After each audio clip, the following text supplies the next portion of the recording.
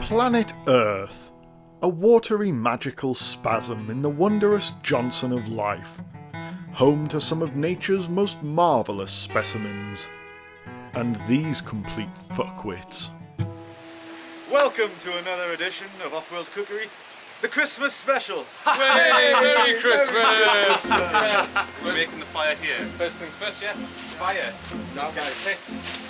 Get some firewood. These arseholes are about to cook a full Christmas dinner outdoors. The first step of which is gathering wood for the fire. For some members of the team, gathering wood proved to be a somewhat difficult affair. Luckily though, a master was on hand. You tell that's a professional at work there, really, can't you? Fantastic. A log in no time.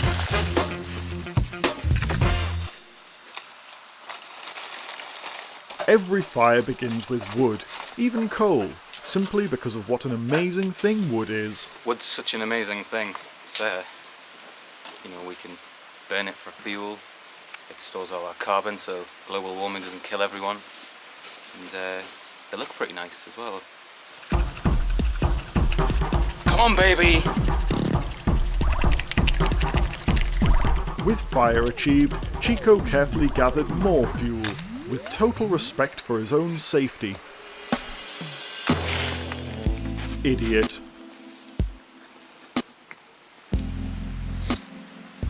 As a medical professional, Which you're not. find it imperative to carry bandages. And I tie off with a tidy, sensible knot, not too much pressure, but firm enough to stem the flow. With the idiot seen to, it was time for mulled wine. Mulled wine is essentially just a blend of Christmas spices and then wine, which is obviously the most important part of it. We have things like nutmeg, cloves, cinnamon sticks, plenty of sugar. You want other stuff that I can't quite remember. Other things that he doesn't know. Such as? Cinnamon. What else do you need? Enough wine just to cover the sugar. There you go. And create a nice thick syrup. Later, Paul would add the rest of the bottle, but I forgot to film that, so here's a distraction of some kind. Now it's time for the stuffing. So what we've got, onion, some bacon. Gently sizzled until brown, like Cheryl Cole's future, then removed from the flames to add more things. Pine nuts, a little bit of an Italian edge. Breadcrumbs. All the breadcrumbs are in there. Want a little bit of parsley as well. Chop. Can someone please hand me an egg, please? Oh. Now we want to crack the egg.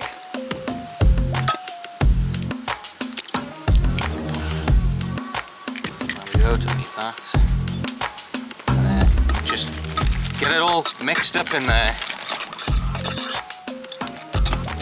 I'm going to stuff it in the turkey.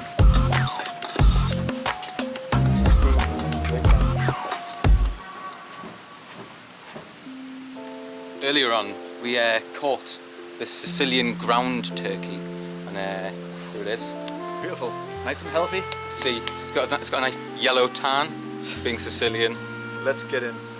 Just want to ease it in there. Oh yes. Right, now that we've stuffed the Sicilian turkey and he's all ready to go, we're going to pop him in our little pot here. Our little fella. And some lemon. Keep it nice and moist. You gotta keep your Sicilian turkey really moist. And then we've got that on. Pop that in there. If you'd like to don the lid. Ceremonial closing of the lid. Here we go. With the turkey that definitely wasn't a chicken placed amongst the coals, the men warmed themselves with the fire of wood and of mulled wine. Cheers. Merry Christmas. Aye, Merry Christmas. Try 'em. God damn it. Whoa. And as the handles of their bottom-of-the-range cooking pot melted, they turned their attention elsewhere. It's time to get chop in. chop some veg.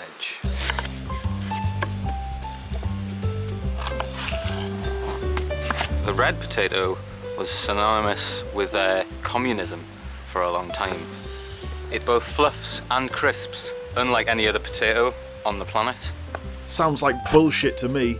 Is it true, moron? As far as I know, I'm not a potato expert, really. But I trust him. He knows what he's doing.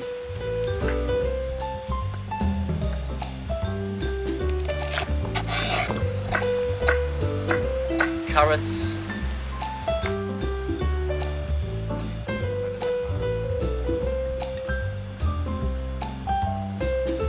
Yeah, that should be enough. Ready to go on the fire. And with Alessandro's delicate pork addition, the veg was complete.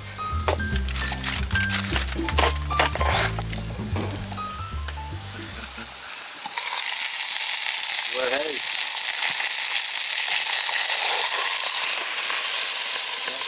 Plastic turnip.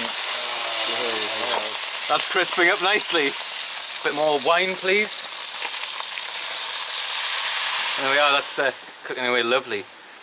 As cooking commenced, the bummers relaxed in the decent fashion, with tea. One amongst them, however, was not decent.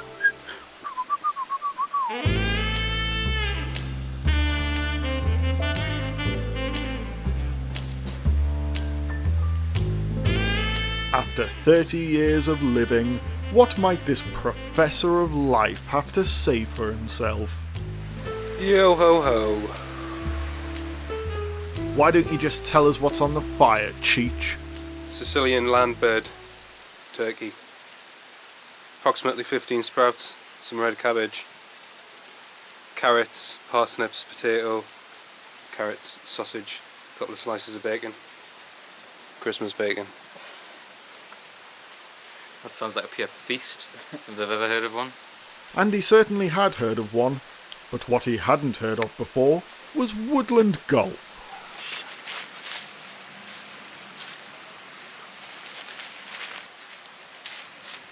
Eye on the ball. Eye on the ball. Sigh. And after 90 minutes on whatever heat that was, the moment of triumph was upon us.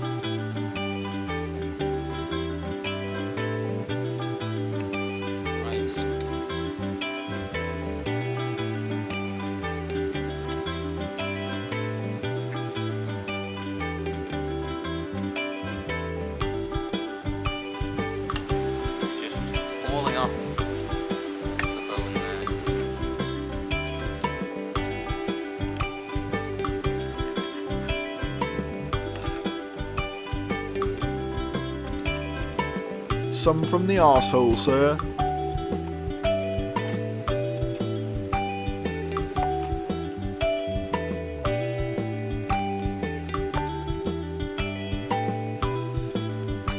Now there's a fucking achievement.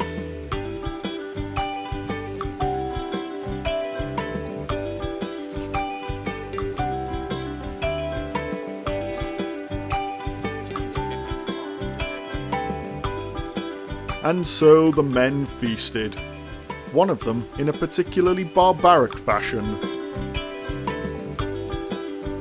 Yet whilst Casanova pushed it in there, the trio rejoiced at the taste sensation of their labour, washing it all down with wonderful mulled wine.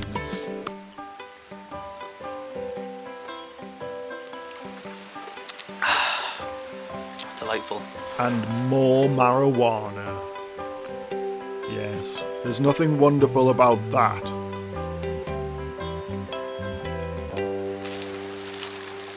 Finally, the meal was completed with a traditional Italian Christmas dessert. A kind of frosted cake for puffs. And what puffs they were, conquerors of the woodland Christmas dream. What do you say, gang? Merry Christmas! And a Merry Christmas to you too. So, until next time, try not to catch tetanus. Ta-ta!